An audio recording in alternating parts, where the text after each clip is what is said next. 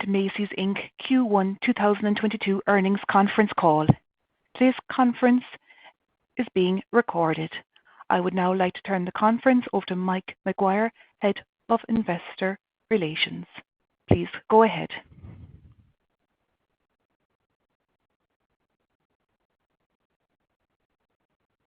Thank you, operator. Good morning, everyone, and thanks for joining us to discuss our first quarter 2022 results. As always, with me on the call today are Jeff Gennette, our Chairman and CEO, and Adrian Mitchell, our CFO. Jeff and Adrian have prepared remarks that they'll share, after which we'll provide time for your questions. Given the time constraints, we ask that participants in the Q&A please limit their questions to one, hopefully single-part question.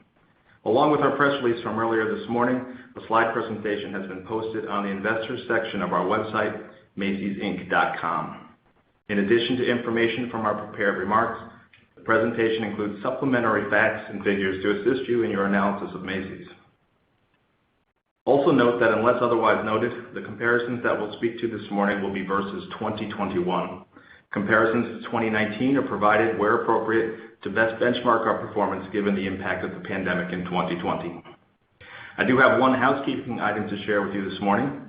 We noted in our earlier press release that on Tuesday, June 7th at 8:00 a.m. Eastern Daylight Time, Jeff and Adrian will be participating in a fireside chat at the Evercore ISI Consumer and Retail Conference. This event will be webcast live on our investor relations website, so please circle the date on your calendars and plan to tune in. Now for the good stuff. Keep in mind that all forward-looking statements are subject to the safe harbor provisions of the Private Securities Litigation Reform Act of 1995. These forward-looking statements are subject to risks and uncertainties that could cause actual results to differ materially from the expectations and assumptions mentioned today. A detailed discussion of these factors and uncertainties is contained in our filings with the Securities and Exchange Commission. In discussing the results of our operations, we will be providing certain non-GAAP financial measures. You can find additional information regarding these non-GAAP financial measures as well as others used in our earnings release and our presentation on the investors section. Finally, as a reminder, today's call is being webcast on our website. A replay will be available approximately 2 hours after the conclusion of this call, and it will be archived on our website for 1 year. With that, I'll turn the call over to Jeff. Thanks, Mike, and good morning, everyone. Thank you for joining us.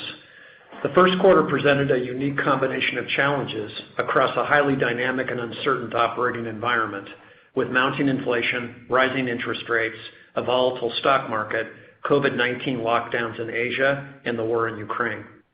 Nevertheless, I'm pleased to say that Macy's Inc. delivered solid results, thanks in large part to the efficiencies we built into our business through the Polaris strategy. Throughout the quarter, our team stayed focused on the customer, and we executed on our plan for long-term growth. We leveraged our transformation muscle and quickly pivoted to satisfy customers with what and where they wanted to shop. As a result, quarterly net sales were in line with our expectations at $5.3 billion, a 13.6% increase compared to the prior year. Comparable owned plus licensed sales increased 12.4%, and average unit retail was up approximately 8%. We beat our earnings expectations. We generated $211 million more in adjusted EBITDA in the first quarter than in the same period in 2021, and our adjusted diluted EPS was $1.08 for the quarter, almost 3 times higher than the prior year's 39 cents. Looking at each of our nameplates, comparable sales for the Macy's brand increased 10.1% on an owned plus licensed basis. We saw a notable shift in consumer shopping behavior between channels, with better than expected sales in stores and lower than expected digital sales. This dynamic underscores the resilience of our omnichannel strategy, which I'll talk about in a couple of minutes. Macy's sales were also affected by an accelerated category shift away from the popular pandemic categories such as casual and activewear as well as soft home, and into more occasion-based apparel like dresses, women's shoes, men's clothing, and furnishings. This shift accelerated faster than we expected. It contributed to an increase in store foot traffic as consumers are more likely to shop in person for occasion-based apparel. We were pleased to see that our balanced assortment allowed us to meet this shift and capture sales. Our Macy's customer base remained healthy during the quarter. On a trailing 12-month basis, we now have 44.4 million active customers. That's a 14% increase over where we were in the first quarter of 2021 and the highest active customer level in 4 years. We are also encouraged to see strong engagement by our most loyal customers. On a trailing 12-month basis, our 29.1 million Star Rewards program members made up 69% of Macy's brand owned plus licensed sales. That's up nearly 6 percentage points from the prior year.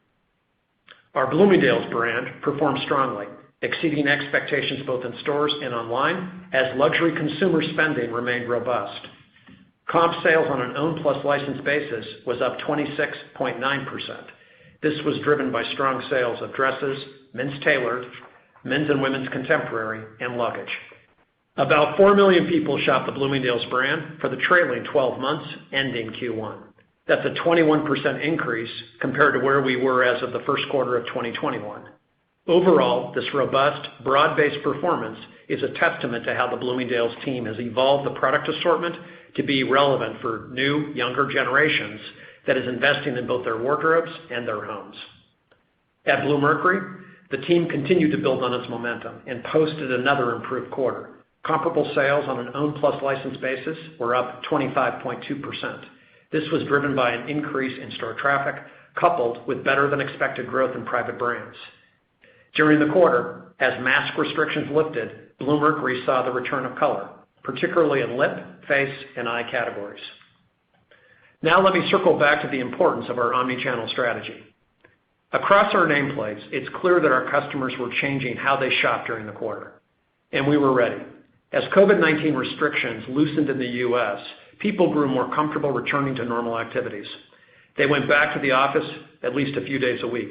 They attended group events and celebrations and resumed in-store shopping.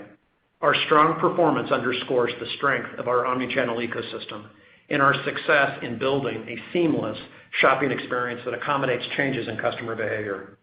Notably, more than 88% of our omnichannel markets grew sales.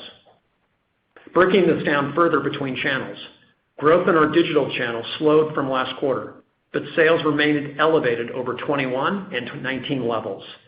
Digital sales were up 2% versus 2021 and up 34% versus 2019. For Macy's, which represents the lion's share of digital sales, traffic was up 1% from the quarter of 2021. As consumer shopping behavior shifted from digital to in-person, we took steps during the quarter to increase traffic, including paid search and personalization, which helped to attract more visitors. At the same time, Macy's saw conversion decline by 5%, driven by consumers online shifting back to in-store purchases, which was partially due to the return of occasion-based apparel. We know that the consumer shopping journey often begins online, even when the ultimate purchase happens in a store. We're continuing to drive traffic to our digital platforms with that in mind, and further underscoring the benefit of our omnichannel ecosystem. We're focused on personalization as an important growth engine, and we continue to ramp up our capabilities to increase engagement, particularly with our highly engaged omnichannel shoppers, our best segments. Today, we're starting to see the results of this personalization work, with revenue driven by personalized product recommendations up 13% during the quarter. While we're still in the early innings of these initiatives, we're pleased with these results, and we continue to test and iterate to find the best communication channels, frequency, messages, and offers.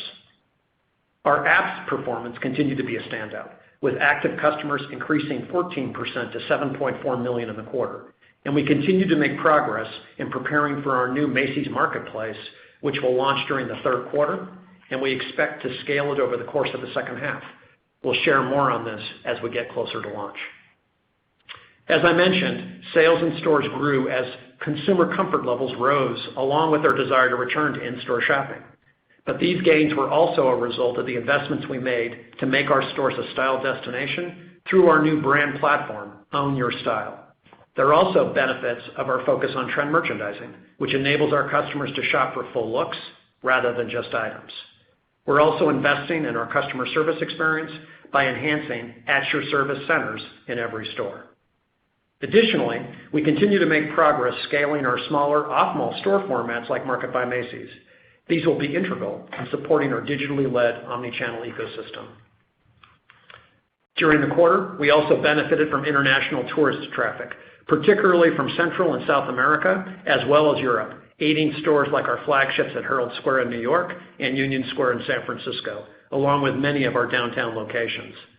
While our downtown locations continue to lag in performance versus 2019, we saw a year-over-year improvement in their sales trend, with these locations outperforming the balance of the stores. We're also continuing to see strong performance from our Backstage store-within-store locations. These locations, open more than a year, posted a high single-digit comp increase versus last year, driven by continued strong performance in kids apparel, men's, dresses, Macy sportswear and luggage, as well as higher AURs. We're also expanding this off-price presence in strategic spots that advance the Macy's value spectrum strategy. During the quarter, we announced that we will open 37 new Backstage store-within-store locations nationwide. In the month of May, we opened our 300th Backstage location, as well as our largest store-within-store location in our Herald Square flagship, both of which are significant achievements for our off-price portfolio. So in summary, we're pleased with our results this quarter, particularly our ability to navigate the difficult macroeconomic environment. Now I'd like to provide more details on how we're dealing with the economic headwinds. First, I'd like to share some color on supply chain and inventory productivity. As I mentioned earlier, we saw a rise in consumer demand in occasion-based merchandise categories, while at the same time we experienced a deceleration in casual active and soft home categories, both at a faster pace than we anticipated. Simultaneously, supply chain constraints relaxed, resulting in a higher percentage of receipts than we expected. The combination of these factors created an imbalance in our overall inventory levels as well as by channel. The good news is that we were able to navigate these demand and supply trends thanks to our underlying work to improve pricing science and our disciplined purchasing behavior, coupled with leaner inventories entering the year. As a result, we delivered strong improvement in both inventory turn and gross margin compared to both 2021 and 2019 levels.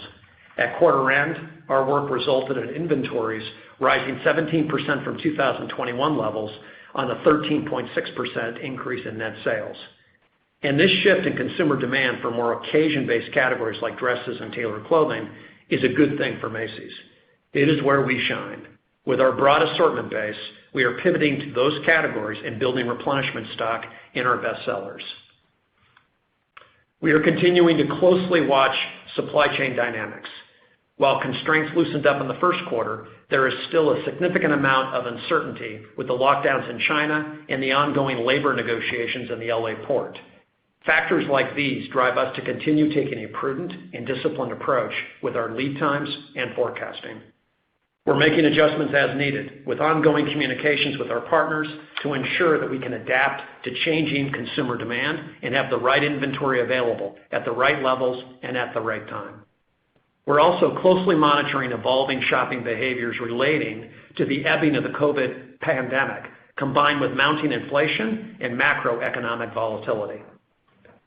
During the first quarter, all income tiers continue to engage with us, led by the higher income and middle income consumers.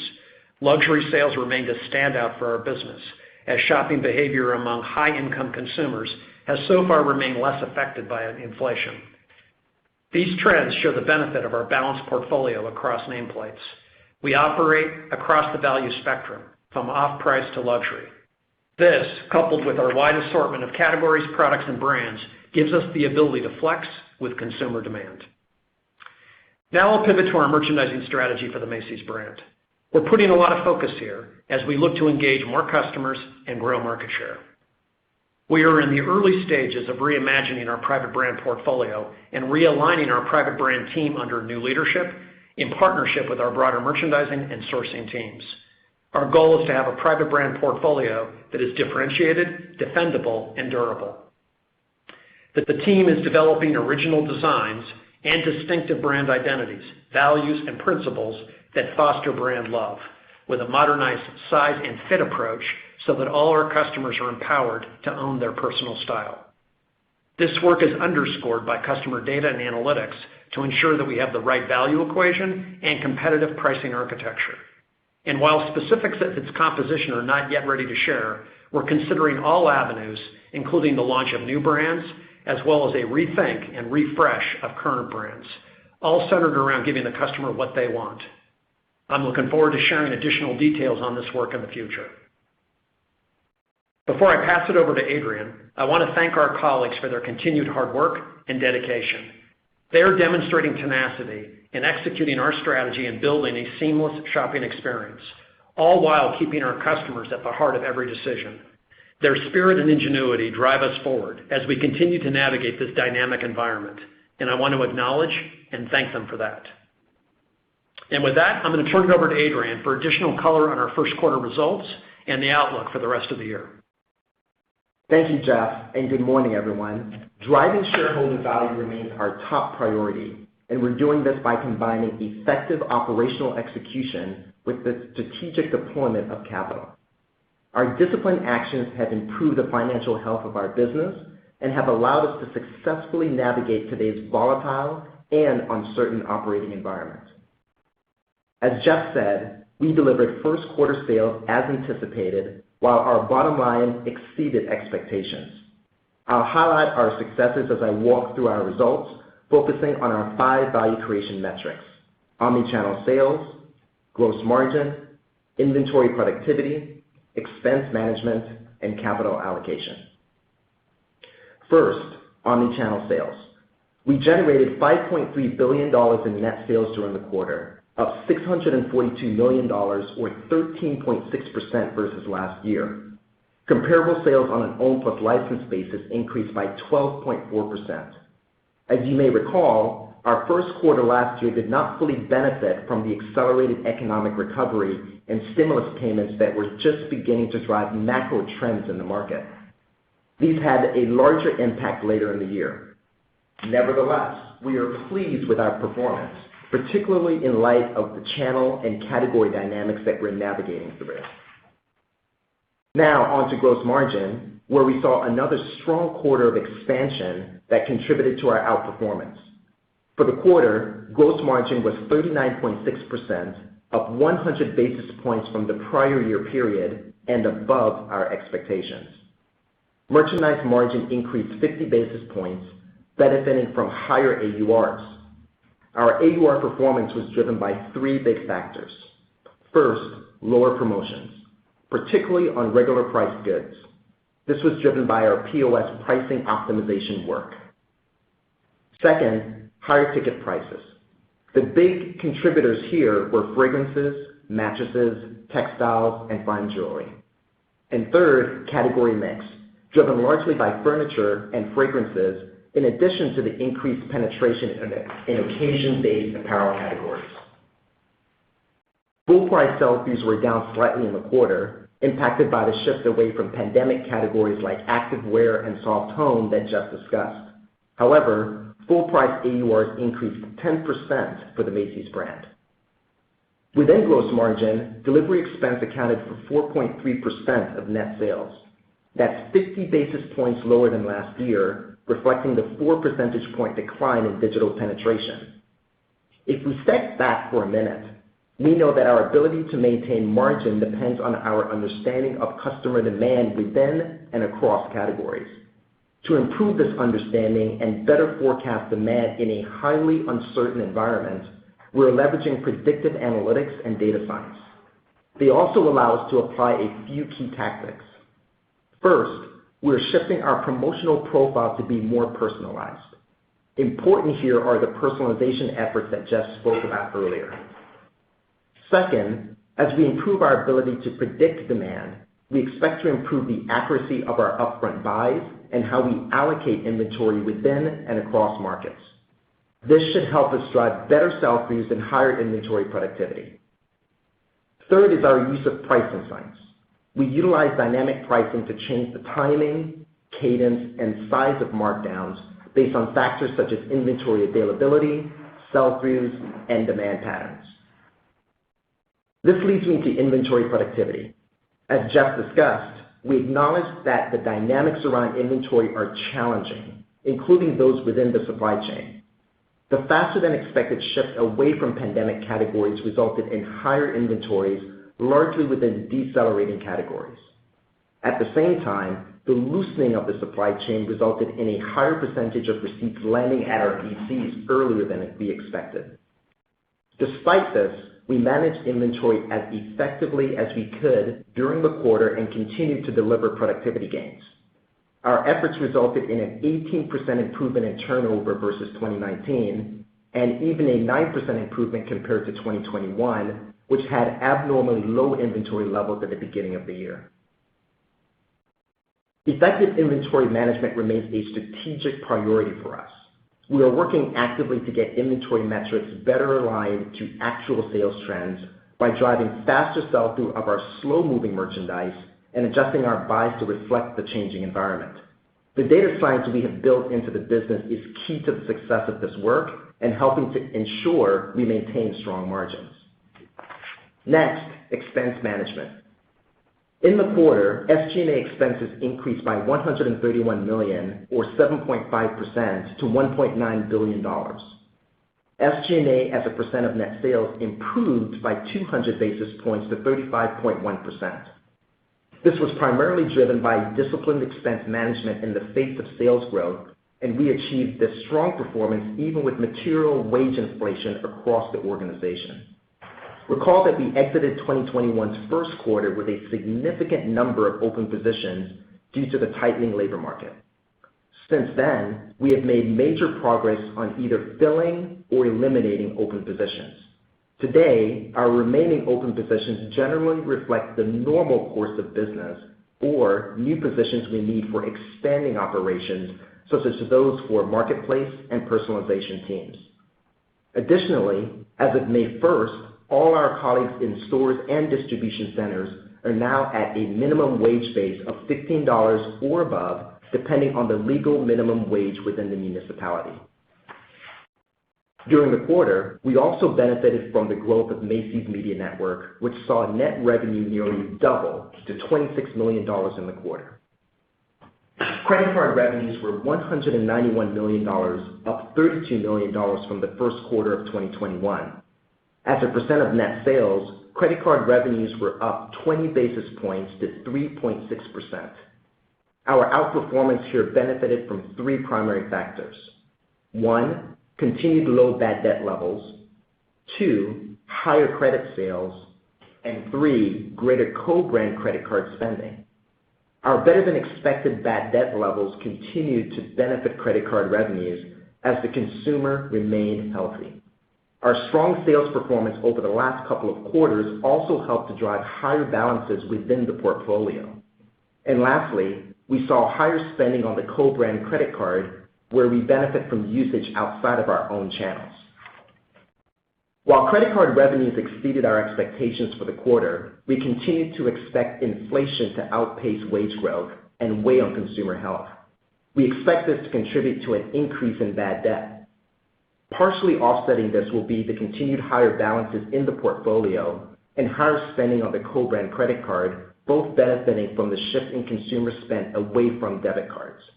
This will be a reversal from the last year when consumers were flush with stimulus cash. As we look ahead to the rest of the year, we expect credit card revenues to rise more than we expected 3 months ago. I'll give more detail on that in a moment. Now, for bottom line profitability. Adjusted EBITDA margin came in higher than expected at 12.8%, or 270 basis points higher than 2021. This includes asset sale gains of $42 million, which were $36 million higher than the last year. This outperformance was driven by the better-than-expected results for gross margin and credit card revenues that I spoke of earlier.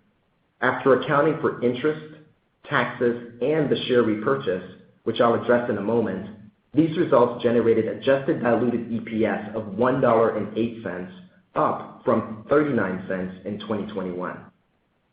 Which leads me to our final value creation metric, capital allocation.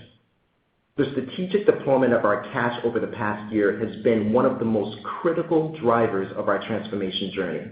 And through our solid execution of our capital allocation priorities, we are now able to invest in the business and return capital to shareholders. Let me take you through this quarter's highlights.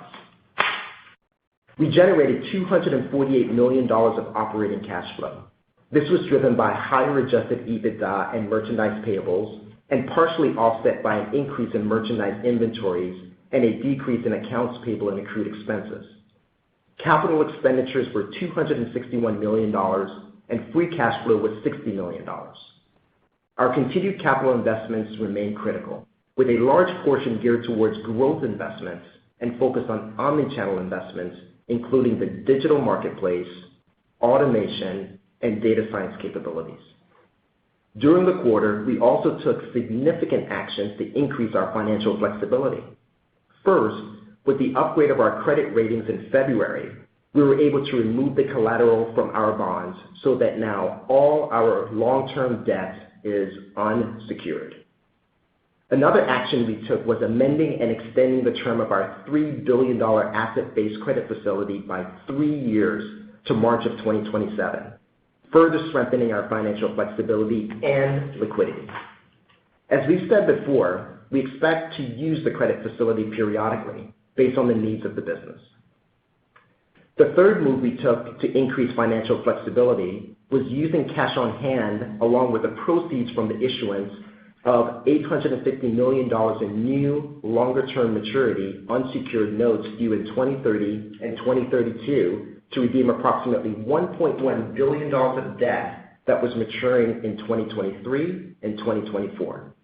As a result, we have no material debt maturities for the next 5 years, giving us significant financial flexibility to invest further in our Polaris transformation. And the debt maturities between 2027 of $71 million and 2028 of $206 million are very manageable. Lastly, we continue to return capital to shareholders.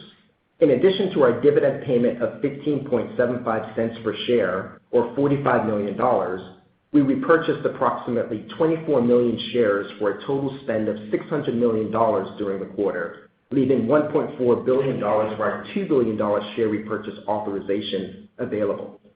This represents 8.2% of our shares outstanding.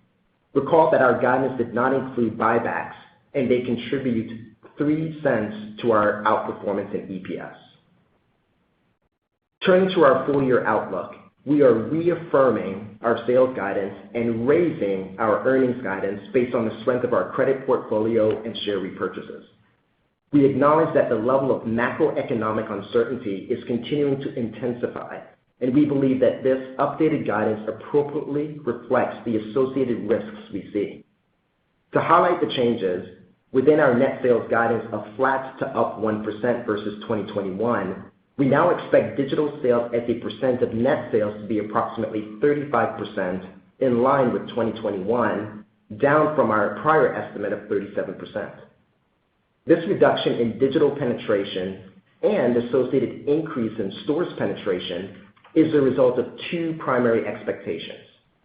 First, the continuation of the shift in consumer behavior from online to in-store that we experienced this past quarter, and second, the accelerated shift to occasion-based apparel, which we know has a higher return rate than pandemic categories such as home and beauty.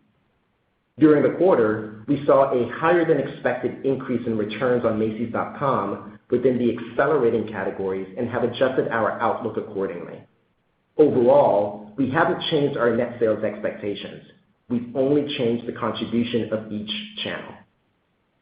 Additionally, we now expect credit card revenues of approximately 3.1% of net sales, up from 2.9%. This is driven largely by the improvement in bad debt we were seeing compared to our original expectations, as well as balances within the portfolio trending higher than expected. As a result of this, adjusted EBITDA as a percent of sales is now expected to be between 11.2% and 11.7%. Our adjusted EPS for the year is now expected to be $4.53 to $4.95, which not only reflects the change in EBITDA, but also reflects the impact of buybacks completed in the first quarter. Note that this excludes any consideration for future buybacks. In the second quarter, we expect net sales to be between $5.5 billion and $5.6 billion. We expect the gross margin rate for the second quarter to be no lower than the second quarter of 2019. This reflects our anticipation of higher fuel costs within our supply chain network, from markdowns needed to correct inventory levels within overstocked categories, and the possibility of an elevated promotional environment given the high inventory levels we see in the industry. For adjusted earnings per share, we expect between 84 and 94 cents for the quarter compared to $1.29 in 2021. While we are pleased with our first quarter performance, we recognize that our work is certainly not complete. The world is changing rapidly, but our financial health provides us the capacity and flexibility to make the necessary investments and operational changes to keep up with the pace of change. With that, I'll turn the call back over to Jeff for some closing remarks. Thanks, Adrian.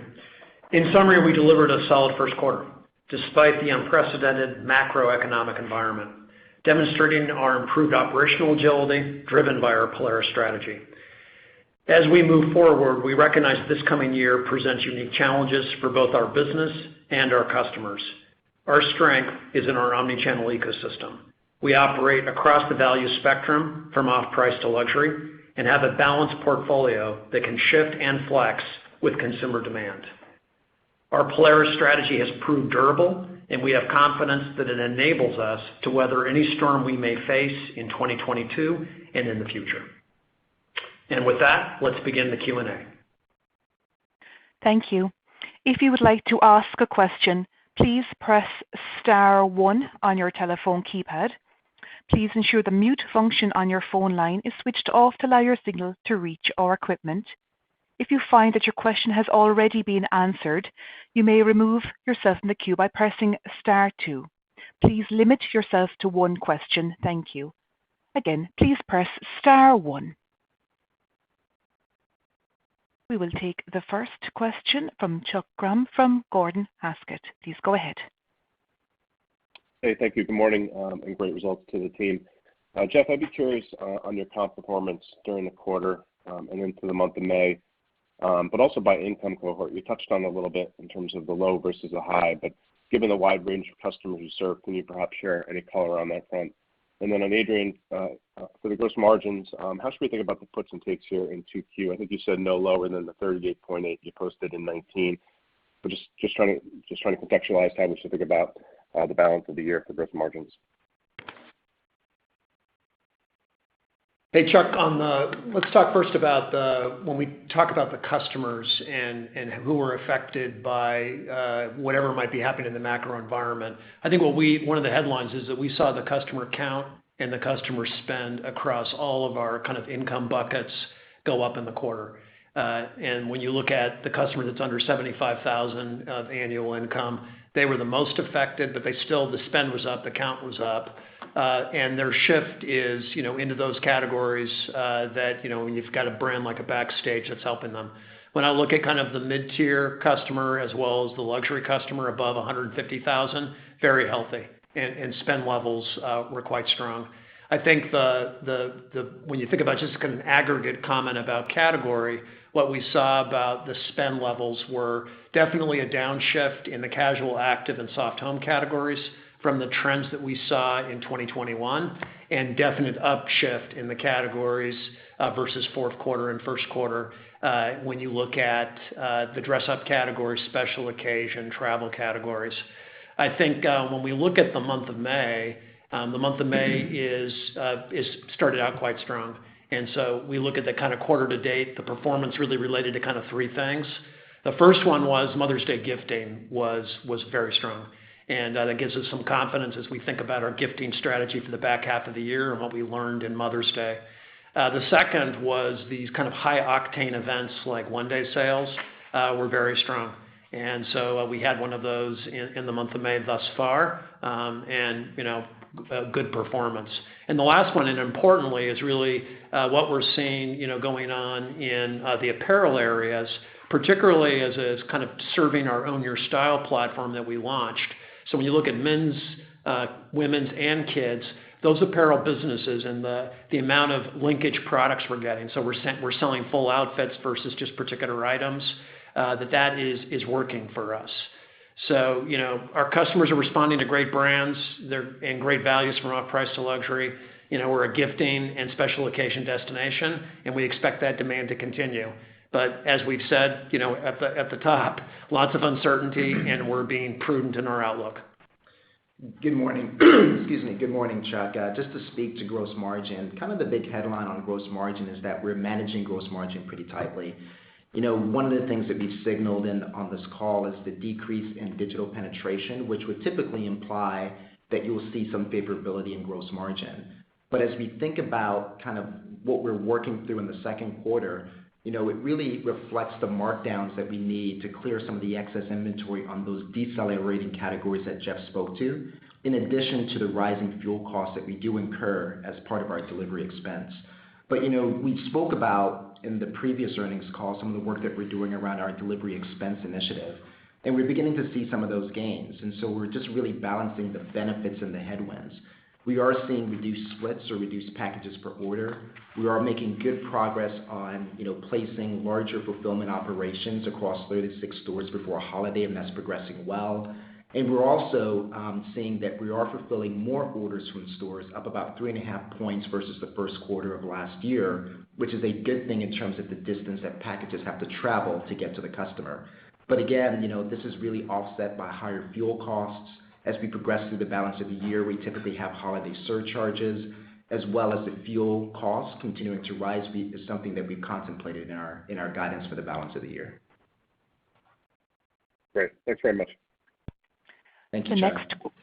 The next question comes from Matthew Boss from J.P. Morgan. Great, thanks, and congrats on a nice print.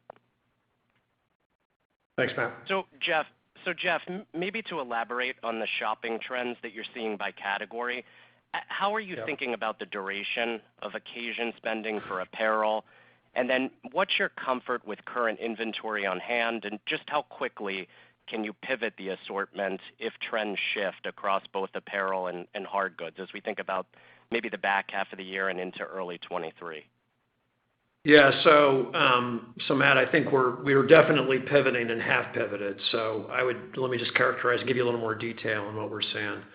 So the first thing is really, if we want to talk about kind of the downshift in the pandemic category, so casual, active, soft home, we had about a 20-point downshift from the fourth quarter to the first quarter, and we didn't anticipate it to be that extreme.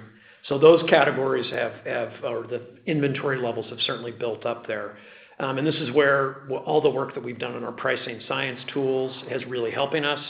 And we, as Adrian talked about in his comments, we've incorporated that particularly in our second quarter margin guidance.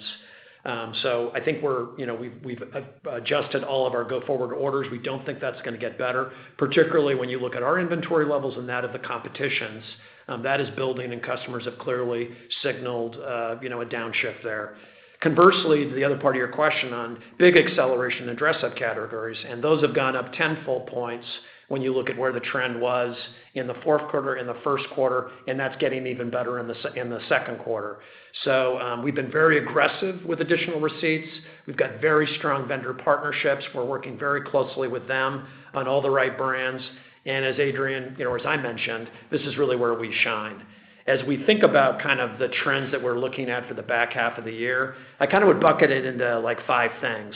The first one is just this, the pullback on the pandemic categories, the acceleration of the dress up, the things I talked about.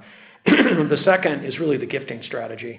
And just based on what we did in the Mother's Day, Father's Day, what we're planning in Father's Day, the holiday, we're planning gifting off-price to luxury, great price points, feel very good about that. We're very focused on the new categories. So when you think about Toys R Us, you talk about Marketplace, and just what we're doing with premium brands like Ralph Lauren or Pandora or Prestige Fragrances, lots of growth initiatives coming there. The fourth thing I'd mention would just be personalization and just developing prowess there. We are in the early innings, but really following the customer with relevant communications and relevant content is a big opportunity for us that we're starting to get some traction, some green shoots there. That's just going to build in the back half of the year. And then the last thing I talk about is the store's bounce back. And it really depends on what area of the country you're in or what type of store it is.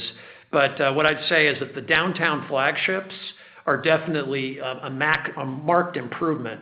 Not as much about international tourism, which is a piece of it, but a lot because of the return to work and the return to special occasion and them being really, big destinations for that. Backstage is becoming an increasingly important piece in our fleet. The 300 stores we've opened gives us, a good breadth of there. And then the Own Your Style initiative that I talked about earlier. The other thing I talked about in terms of the back half of the year, that on the Bloomingdale's brand, that one is quite hot right now, and we're really banging on all cylinders. And we're super excited about the 150th anniversary of the Bloomingdale's brand and all the initiatives that the team is creating to be ready for the customer on that. And then also we had a really good print on Bluemercury and just where that is going as kind of a premium beauty brand. And when you look at, as the masks are coming off and you look at, customers and their need for, eye and lip and, cheek needs, Bluemercury is a great destination for that. So new leadership there and making great traction with Bluemercury brands. It's great color. Best of luck. We will now take the next question from Bob Drbul from Guggenheim. Please go ahead. Hi, good morning. I guess if you could, I think you talked about the marketplace initiative. Is there any more information you can give us, either timeline or expectations, or just the development in terms of where it is today? And then the second question I have is, can you just talk a little bit about big ticket items and really what you're seeing, in those areas of the business? Thanks. Hey, Bob. I'll take both those. I think the headline here is that we're going to provide more details on Marketplace later this year. We are very excited about this one. We're launching in third quarter with the expectation to scale it over the second half. We're going to be test and learn from day ones. What I can tell you about it is that our initial focus is going to be in categories that we have meaningful market share opportunities. Categories that we don't have developed businesses in either VDF or in owned inventory.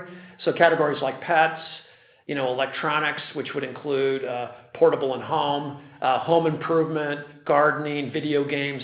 Those should be categories that you would expect us to launch with. So stay tuned. I do hope to have an update. We will have an update for everybody when we next speak. So that's on Marketplace. Big ticket? Big ticket is what we're seeing in there is similar to what we talked about on the last call, that the supply chain is starting to loosen up a bit. They're definitely, when you look at what's going on in the costs in those businesses, what we talked about before was you can pass some of those costs onto the consumer, the bigger the item is or the more of a brand name it is. But when you were in a price-pointed business like a $4.99 couch or a $5.99 couch or an opening price mattress, we're very careful about what we're doing with pricing there. So we're catching up with all the demand that is now delivering from the previous orders, and we're watching the environment carefully about how the customer is voting by category, by price point, and we're making those adjustments. Great. Thank you very much. You bet. The next question comes from Dana Telsey from Telsey Group. Good morning, everyone, and congratulations on the nice progress. Can you expand on the relaxed supply chain and what you're seeing there and how you see it moving through the balance of the year? And then just to touch on the AUR increase of 8%, how are you thinking about that for the rest of the year? Thank you. Dana, let me take those. So what I'd say is that what happened in supply chain, we didn't anticipate the loosening of order replenishment on this. So generally what we were getting on each of our orders was a fallout of about 30% that we kind of built into our estimates. And that was what we were getting in the back half of 21. So, and that fallout has become more like 20% when you look at the first quarter. So, and that really is kind of across the board. We've been getting, there's certainly exceptions, but the vendors have been shipping better. That doesn't mean that the supply chain is loosening. What we're seeing is that there's definitely some headwinds coming, particularly as you start to see about the Shanghai port. That's how that's going to affect, we have like 30 tankers right now that are in the LA port down from about 120. We do expect that to build as some of that freight moves from the Far East.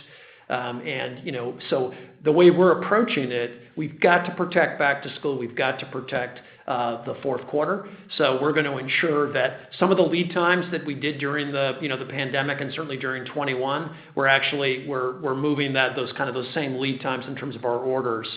So it might be lumpy how we receive goods in the second and the third quarter. It's all built into kind of our forecast that we shared with you earlier, but we will be ready for the customer based on what we anticipate to be issues. When you think about kind of the domestic supply chain, I think we're in pretty good shape. Obviously, when you look at our science in terms of forecasting receipts and the allocation of those receipts, we're in much better shape than we've been in the past.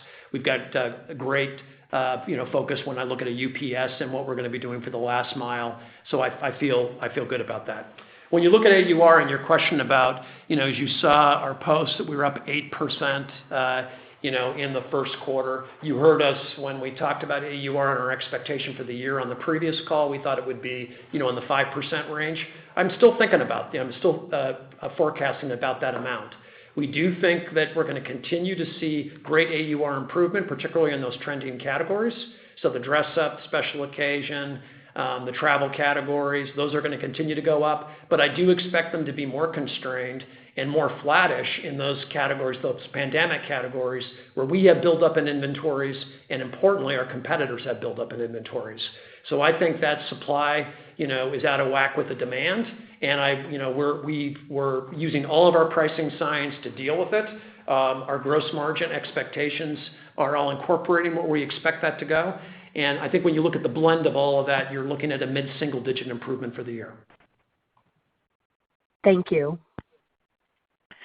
The next question comes from Omar Saad from Evercore. Please go ahead. Thanks. Good morning. Thanks for taking my question. I wanted to follow up on a couple things. In terms of the pandemic categories versus the post-pandemic categories, could you dive in a little bit deeper on active, casual, home? Are there segments within these categories that are holding up better and others that are pulling back? You're seeing the spend pull back faster, or is it just very broad across all things, athletic, casual, and home? And also, any other signs of some price sensitivity? You mentioned opening price point mattresses and couches. Any other areas of your business where you're seeing the customer balk at higher prices? Thanks. Yeah, so Omar, your questions are related. It's really kind of the same answer. In the casual, active, and soft home categories, we're definitely seeing some balk at some of the prices, and we've made adjustments there. I would expect us to continue with those adjustments. With our pricing science, we have the opportunity to do that at a store level, and that obviously gives us more margin versus what it would be if we didn't have that tool. But I do expect those are going to be the ones that are, most under duress. I think that when I look at the opportunities in the other categories, and let me give you some more color on that. When you look at soft home, the ones that are most affected would be categories like textiles, top of table, housewares. Typically where we would have a soft category, like luggage is off the hook. That really goes into our travel trend. So, we are very, very high double-digit, increases there. But those categories, which we had really good run for the last 2 years, textiles, top of table, housewares, they're most affected. So we're pulling down our expectations there. We are looking at realistic AURs. We're going to play where it's really important for the customer, and those categories are important. We'll be there with great values. But they are going to be less of a penetration of our business than what they were in 20 and 21. So that, when I look at, that was how I would look at it. When you look at the trending categories, we're getting AUR improvement across all of our value bands. So, we have over 50 categories. There's a different story for each of them.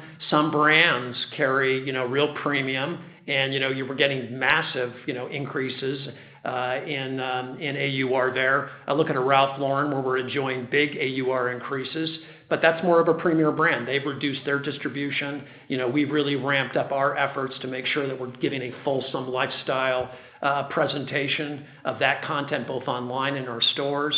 We're building, when I look at our fragrance business, you're seeing more of our business go into like jumbos and building, to higher AUR gift baskets, building value into things that we can uniquely create that drive higher AURs that might be different from our competitors. So each FOB has a different story. Got it. Thanks, Jeff. We will take the next question from Jay Sole from UBS. Great. Thank you so much. Jeff, obviously it was a strong quarter and you're raising guidance in an environment where some of your off-price competition is doing the opposite, weaker quarters, lowering guidance for the year. Excuse me. Do you think this difference is really just about the income demographics that maybe some of your off-price competitors are serving and maybe a little bit better execution on your part than their part in the quarter? Or taking a step back, do you see, the company really closing the gap in terms of your competitive position versus those retailers where you feel like that, your ability to take share back from them is improving or at least maintain share is improving? Thank you. Yeah, Jay, I think I do think the Polaris strategy is working, which incorporates, all the kind of the contours of your question. I do think that as a department store and having 50 categories that we can really shift where the customer goes. And, you got some of our competitors that may not have had great posts that may be more, their business may be more focused and their penetrations may be higher in those categories where the customer's not signaling as much interest. It gives us the opportunity to really shift it into those categories that are. And I do think that, when you look at the affluent customer, we're not seeing a slowdown there. And so that, touches some of the Macy's businesses, but it's a real, testament to the strategies that are working right now at Bloomingdale's and Bluemercury. And when I look at that middle income customer, again, count up, spend up, and we've got a real breadth of offering to be able to ensure that they stay with us. So I would tell you that the Polaris strategy is working. It definitely helped us with the headwinds increasing from the fourth quarter into the first quarter. And I think we're having a good quarter right now and obviously have a lot of confidence as I look at the back half of the year based on the muscle that we've developed through, kind of the pandemic, transformation that we went through. So I think Polaris is working. Couldn't be prouder of the team and how they're responding. Always following the customer with a lot of tools to be able to do so. Got it. Thank you so much. The next question comes from William Reuter from Bank of America. Hi, I just have one. In terms of the share repurchases in the quarter, which accelerated, can you talk about, given the large authorization that still remains, how you're thinking about that and if you currently have a leverage target? Thanks. Terrific. So thanks very much for your question and good morning. As we think about share repurchases, in this dynamic environment, we're very much focused on flexibility. Flexibility is really our key priority. And that flexibility, at this point in time is defining our ability to lean into those consumer demand trends that Jeff spoke about earlier, while at the same time making sure that we maintain our commitment to a disciplined and healthy balance sheet, as well as continued investments in the Polaris transformation, which Jeff spoke about, that's really working for us. The third commitment we've made is to return capital to shareholders. And as you pointed out, we did receive the $2 billion of authorization earlier this year, but it's been open-ended, which gives us the ability to be flexible in how we allocate our cash. And so we're just going to be very balanced in this pretty dynamic environment and continue to make sure that we are returning value to shareholders, but at the same time making sure that we're making investments in the growth of the business. As we think about our leverage ratio, we really entered the year with a lot of strength. Our leverage ratio target last year was 2.5 times or below. We ended the year at 1.8 times, and we continued to pay down debt in the first quarter. We paid down an additional $300 million of debt. So very disciplined as it comes to the leverage ratio, very disciplined on the balance sheet, and we'll continue to be, very, thoughtful about how we allocate our capital. Thank you. You're welcome. The next question comes from Stephanie Wissink from Jefferies. Hi, good morning. It's Blake on for Steph. Thanks for taking our question. You've given a lot of good details so far. We just were curious on Macy's Media Network and how that's performing versus your expectations and maybe how the conversations are going in this environment of increased uncertainty. Sounds like their growth is still pretty strong, but curious if there's any change in the conversation tone. And then maybe also you talked about the category shifts. Wondering if that's maybe playing more into your strength in the conversations. Thank you. Hi, Blake. So Macy's Media Network, it continues to grow, and it's above expectations. So continuous growth in the number of advertisers and frankly, the volume of the campaigns that we're doing. So as you heard in our post, the first quarter net revenue was $26 million. That was nearly double the previous year. A little more color, across Macy's and Bloomingdale's, we had more than 320 vendors that have participated in the program to date, with just lots of pent-up interest for this. We do expect that the vendor and the campaign count is going to continue to grow as the company, as Macy's and Bloomingdale's, as we expand our vendor base, and as well as with the upcoming launch of the Macy's Marketplace, which is going to be, in the third quarter. So, we're quite bullish on this. As it relates to category shifts, I do think that when you have categories that are trending where Macy's shine, that is certainly helping us. And, when you think about there's big benefits of us having the omni-channel engine that we have. So as you have a customer that's shifting more to stores, we've got a great store base for them. They're still starting most of their journey online. They're doing lots of research, lots of price checking, looking at what influencers are saying. They may be looking online, but then purchasing in store. So the channel shift that we talked about of going from 37% in MCOM to 35% in where we're now expecting it is still on a very healthy, digital business. But the categories themselves, as I've mentioned in the answers to two other questions, I think is part of our success. And also having, when we're dealing with those that are downtrending, of having all of the analytics and the pricing engines to basically respond accordingly. So, I think we've responded quite well with that, and that's going to, maintain exactly where we need to be in our margins and ensuring that we have all the receipts and the firepower to put against that which is trending. So we follow the customers, and we've got a very flexible model to do so.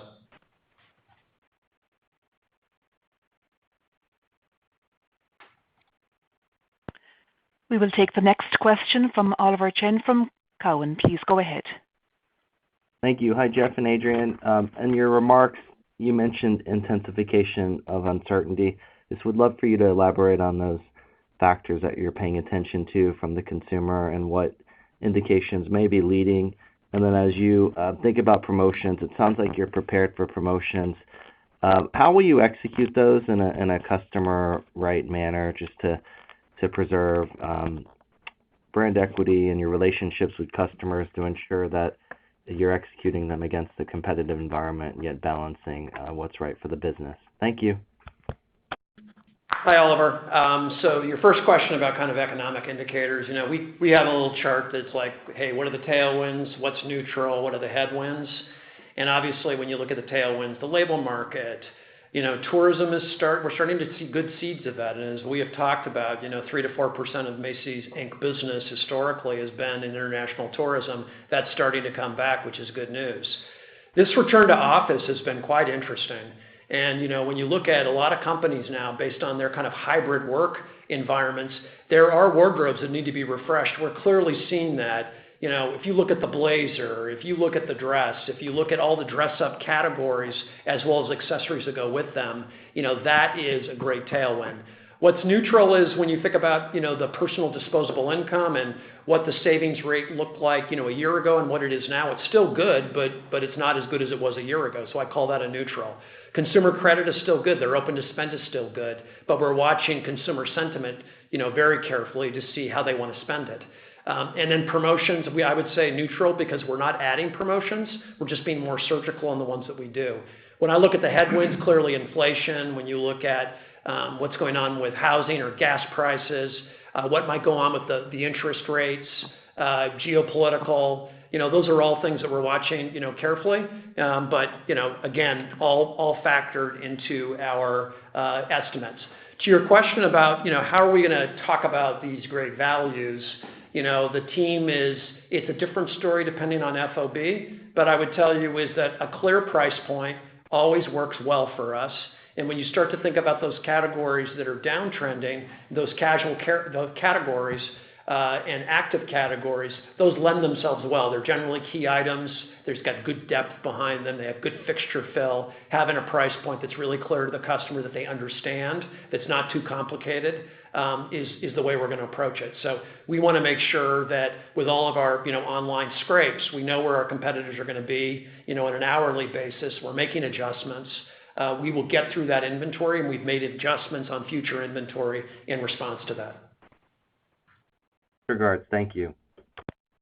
Thanks, Oliver. As there are no further questions, I would like to hand the call back over to your hosts for any additional or closing remarks. Thanks, everybody. Appreciate listening, and everybody have a great day. Thank you. That will conclude today's conference call. Thank you for your participation, ladies and gentlemen.